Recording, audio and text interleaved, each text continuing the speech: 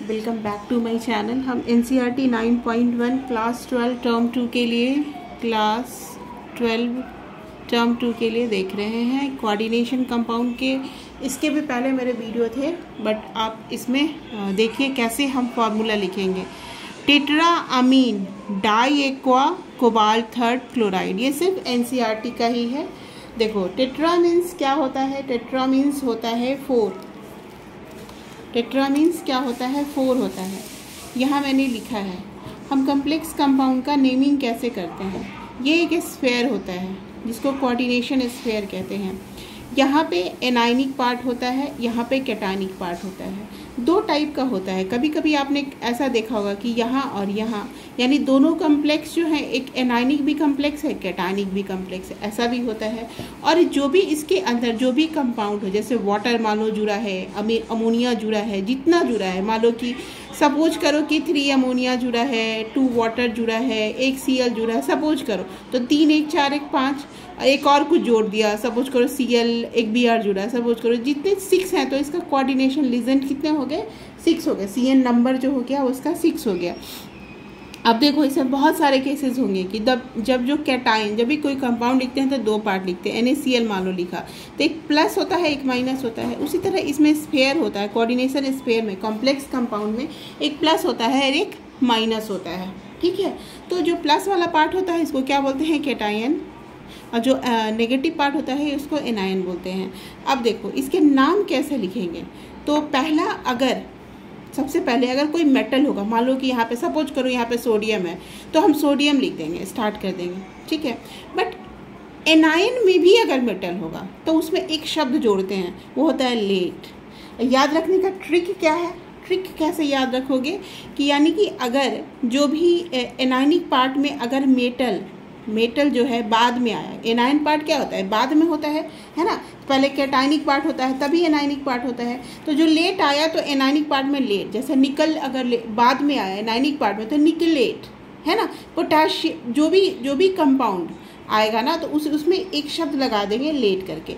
जब शुरू में आएगा, कैटायनिक पार्ट में आएगा कोई भी मेटल, तो उसमें उस मेटल का नाम और उसका ऑक्सीडेशन नंबर लिखेंगे।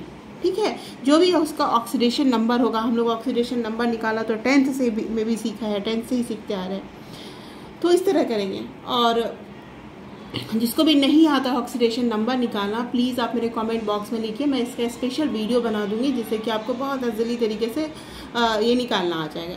देखो टेट्रा मीन्स क्या होता है 4, ट्रिस मीन्स क्या होता है क्लोज्ड लूप। जैसे कि मान लो ये कोई, मैं सपोज करो यहाँ कॉपर है, इससे 2-3 ऐसे करके क्लोज्ड लूप में ऐसे कोई कंपाउंड बनाओ तो उसमें हमको टेट्राकिस, ट्रिस मतलब 3 क्लोज लूप है, टेट्राकिस 4 क्लोज लूप है। ऐसा मेटल को नंबर के साथ लिखना है, जब वो कैटायनिक पार्ट में आएगा, मेटल को एनायनिक पार्ट में आएगा तो लेट लिखना है। जैसे Cn है तो साइनिडो लिखेंगे।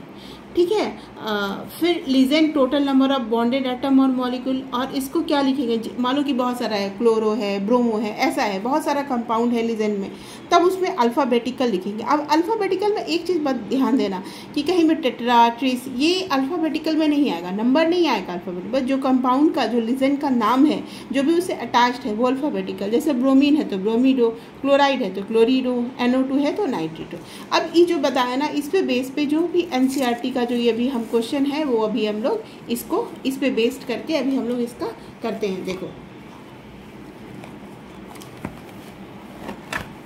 देखिए, तो इस पे बेस्ड करके अभी हम लोग NCERT का क्वेश्चन करते हैं। तो क्या है, देखो टेट्रा को कैसे याद रखोगे, 4। एमीन है तो अमोनिया तो होगा ही, हो गया। डाई मतलब क्या होता है, 2। एक्वा माने क्या हो गया, वाटर। कोबाल्ट के साथ ये मेटल दिया है यानी ये कैटायन में है ना, ये क्लोराइड क्या है, एनायन में, हो गया। अब हम इसको लिखते हैं, इसको अब हम लोग लिखते हैं कि कैसे लिखेंगे। देखो टेट्रा एमीन, तो एमीन तो हो गया तुम्हारा, 4 बार लिख देते हैं, लिख दिया एमीन, टेट्रा एमीन है। डाई एक्वा, पानी को हम लोग, एक्वा माने वाटर, इसको 2 बार लिख दिए। अब क्या कर रहा है, कोबाल्ट मतलब इधर होगा है ना, एनायनिक पार्ट में नहीं होगा क्योंकि इसमें नंबर दिया हुआ है, याद रखिएगा। कोबाल्ट 3rd, अब क्या कह रहा है, 3rd क्लोराइड, कोबाल्ट 3rd और क्लोराइड। अब देखो, अब यहाँ पर बच्चों को डाउट हो जाता है कि मैम यहाँ पे Cl2 होगा कि Cl होगा कि Cl3 होगा, उसको कैसे पकड़ेंगे। देखो कोबाल्ट का ऑक्सीडेशन नंबर क्या होता है, जनरली +3 होता है। अब ये देखो फ्री स्टेट में ऑक्सीडेशन 0, ये 0, तो अरे ये तो 3 होगा, तभी तो ये कैसे, तभी तो ये हो जाएगा ना। जैसे मान लो x +0 0 0 करेंगे -3, इसका -1 होता है = 0, तो x बराबर क्या आ गया +3। यानी कि यहाँ पे हमको कितना क्लोरीन लिखना होगा, 3 लिखना होगा। बच्चों को यहाँ डाउट होता है, ठीक है। अब देखो दूसरा लिखते हैं, ध्यान से देखते जाइए, एक एक पूरा भी जो बोल रहे हैं कि पूरा अच्छे से सुनिए, एक भी क्वेश्चन गलत नहीं होगा। ये क्या लिख दिया, पोटेशियम, इसको बाहर लिख देते हैं, कोऑर्डिनेशन स्पेयर से कुछ नंबर कुछ नहीं दिया है। अब देखो लिख दिया। अभी हम कुछ 1 2 3 कुछ है, टेट्रा मीन्स 4, साइनिडो मतलब Cn, और क्या है निकलेट। देखो मैंने क्या कहा, लेट आना माने एनायन में आना, तो यानी ये देखो पोटेशियम तो हम लिख लिया। अब ये जो ये तो हो गया हमारा प्लस, कैटायनिक चार्ज हो गया, एनायनिक में निकल आएगा, तो हम यहाँ पे टेट्रासाइनो है, मतलब Cn जो है 4 बार है ना। साइनिडो, फिर निकलेट, निकल लिख देते हैं NiCN4।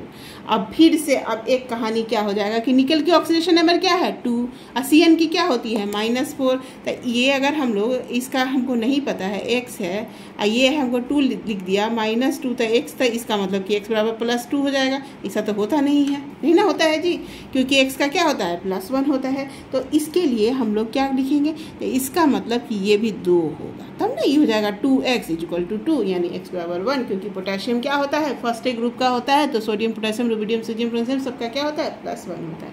ये रहा हमारा कंपाउंड।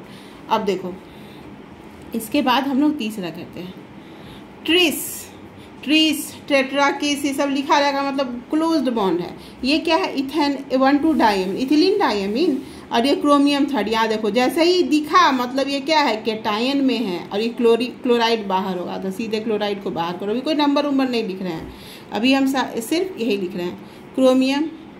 इथिलीन डायमीन को छोटा में En लिखते हैं, तो ट्रिस है तो 3 है तो 3 लिख दिए En3, तो क्या हो गया हमारा CrEn3। अब इसको हम लोग स्फेयर में लिख दिए। अब बताओ कि ये तो क्लोज्ड है, इसका ऑक्सीडेशन नंबर क्या होगा 0 होगा। अब इस बेचारे को +3 कहाँ से मिलेगा, तो इसके लिए हमको क्या लिखना पड़ेगा, यहाँ Cl3 क्लोज करके लिख देना CrEn3 ठीक है।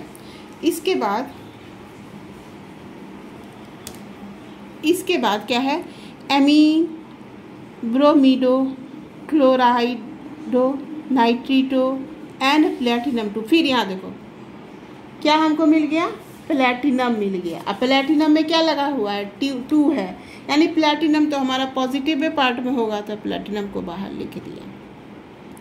एमीन मतलब अमोनिया तो होगा ही होगा। अब यहाँ पर क्या ये ऑर्डर क्या दिया है अल्फ़ाबेटिकल, जो भी हमने आपको बताया